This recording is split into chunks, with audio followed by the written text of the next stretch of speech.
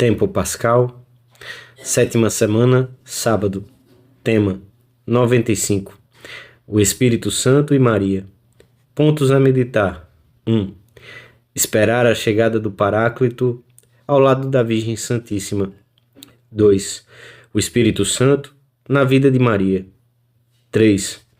A Virgem Maria, coração da Igreja nascente, colabora ativamente com a ação do Espírito Santo nas almas.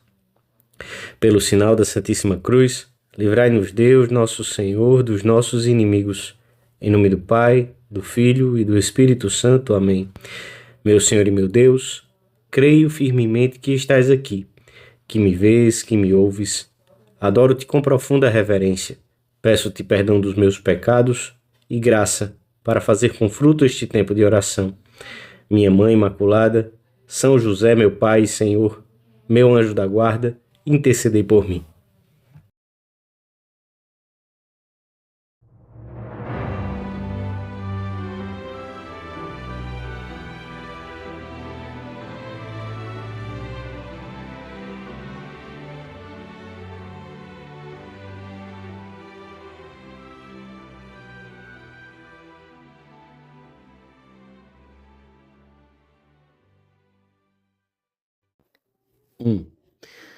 Enquanto esperavam a vinda do Espírito Santo prometido, todos perseveravam unanimemente na oração, juntamente com as santas mulheres e Maria, a mãe de Jesus. Todos estão no mesmo lugar, no cenáculo, animados pelo mesmo amor e por uma só esperança. No centro deles encontra-se a Mãe de Deus. A tradição, ao meditar nesta cena, viu refletida nela a maternidade espiritual de Maria sobre toda a Igreja. A era da Igreja começou com a vinda, quer dizer, com a descida do Espírito Santo sobre os apóstolos reunidos no cenáculo de Jerusalém, junto com Maria, a Mãe do Senhor. Nossa Senhora vive uma espécie de segundo advento, uma espera que prepara a comunicação plena do Espírito Santo e dos seus dons à Igreja nascente. Este novo advento é ao mesmo tempo muito semelhante e muito diferente do primeiro, daquele que preparou o nascimento de Jesus. Muito semelhante porque em ambos estão presentes a oração, o recolhimento, a fé na promessa, o desejo ardente de que esta se realize. Maria, quando trazia Jesus oculto no seu seio, permanecia no silêncio da sua contemplação. Agora, Nossa Senhora vive profundamente unida ao seu Filho glorificado. Mas esta segunda espera é também muito diferente da primeira.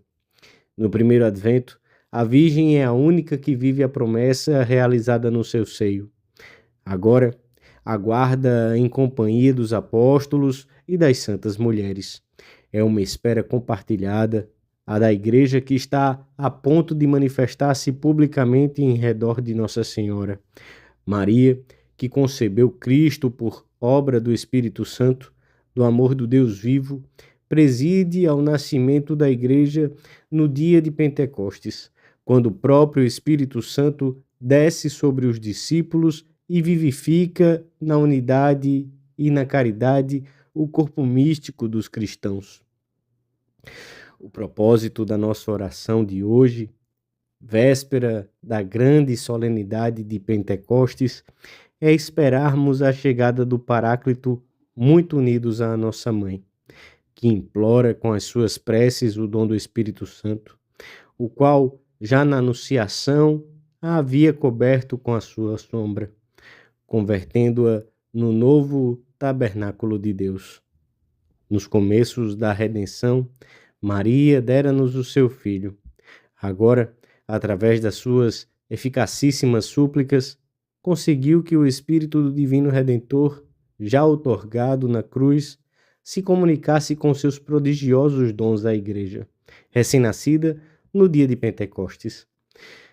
Quem nos transmite esse dado é São Lucas, o evangelista que mais longamente narrou a infância de Jesus.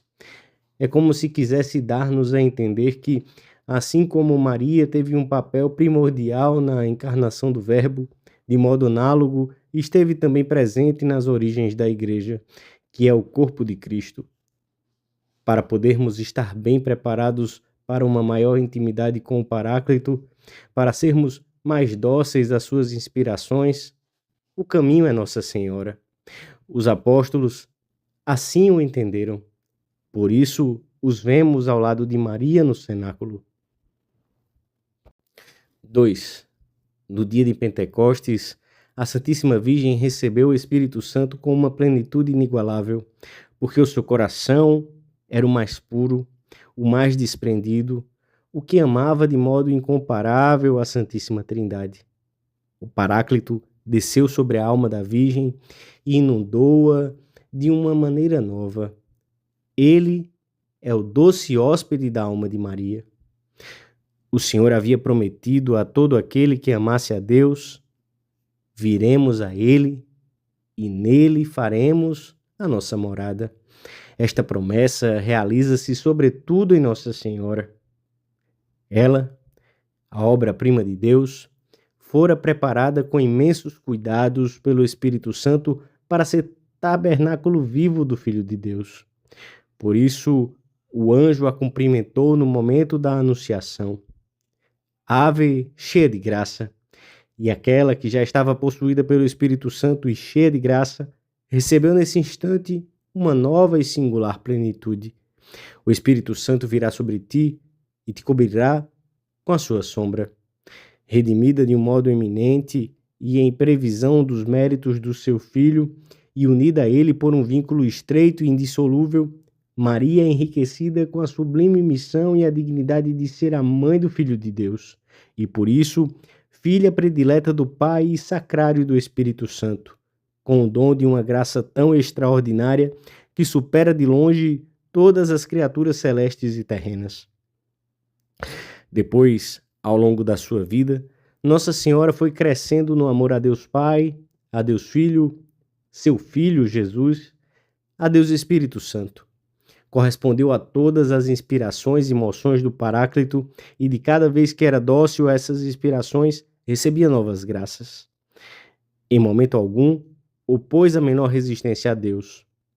Nunca lhe negou nada.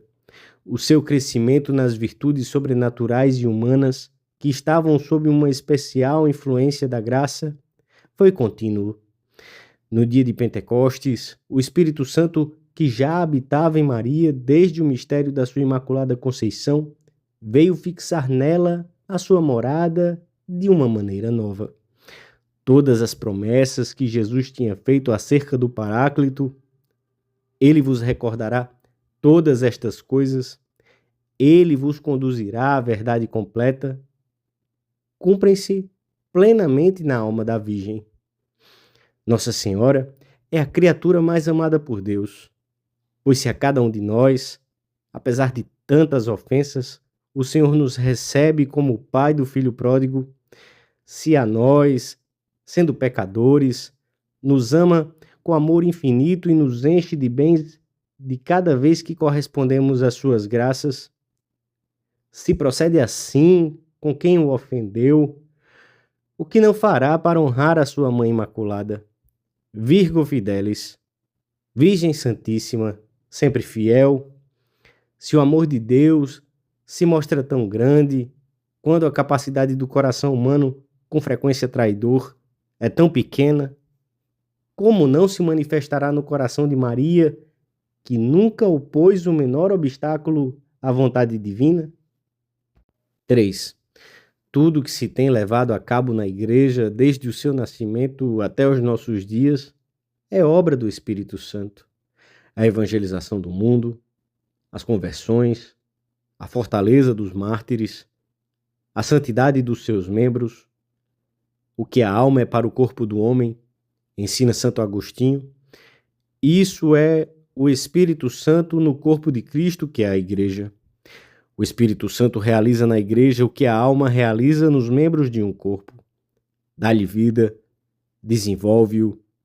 É o seu princípio de unidade. Por ele, vivemos a vida do próprio Cristo nosso Senhor, em união com Santa Maria, com todos os anjos e santos do céu, com os que se preparam no purgatório e os que ainda peregrinam na terra. O Espírito Santo é também santificador da nossa alma. Todas as inspirações e desejos que nos animam a ser melhores, todas as nossas boas obras, bem como as ajudas necessárias para terminá-las, tudo é obra do Paráclito.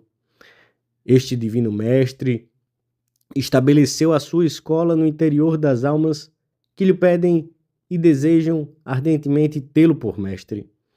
A sua ação na alma é suave, a sua experiência é agradável e aprazível, e o seu jugo é levíssimo. A sua vinda é precedida pelos raios brilhantes da sua luz e da sua ciência. Vem com a verdade do genuíno protetor, pois vem salvar, curar, ensinar, aconselhar, fortalecer, consolar, iluminar, em primeiro lugar, a mente daqueles que o recebem e depois, pelas obras deste, a mente dos outros. E assim, como aquele que se achava rodeado de trevas, em saindo o sol, recebe a sua luz nos olhos corporais e contempla claramente o que antes não via. Assim também, aquele que é achado digno do dom do Espírito Santo fica com a alma iluminada e, elevando-se acima da razão natural, vê aquilo que antes ignorava. O Espírito Santo não cessa de atuar na Igreja, fazendo surgir por toda parte novos desejos de santidade, novos filhos e, ao mesmo tempo, melhores filhos de Deus, que têm em Jesus Cristo o modelo perfeito, pois ele é o primogênito de muitos irmãos. E Nossa Senhora, pela sua colaboração ativa com o Espírito Santo nas almas, exerce a sua maternidade sobre todos os seus filhos. Por isso é proclamada Mãe da Igreja.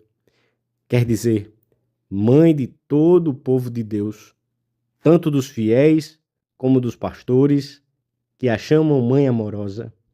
Queremos, proclamava Paulo VI, que de agora em diante seja honrada e invocada por todo o povo cristão com esse título gratíssimo: Santa Maria, Mãe da Igreja, rogai por nós e ajudai-nos a preparar a vinda do Paráclito às nossas almas.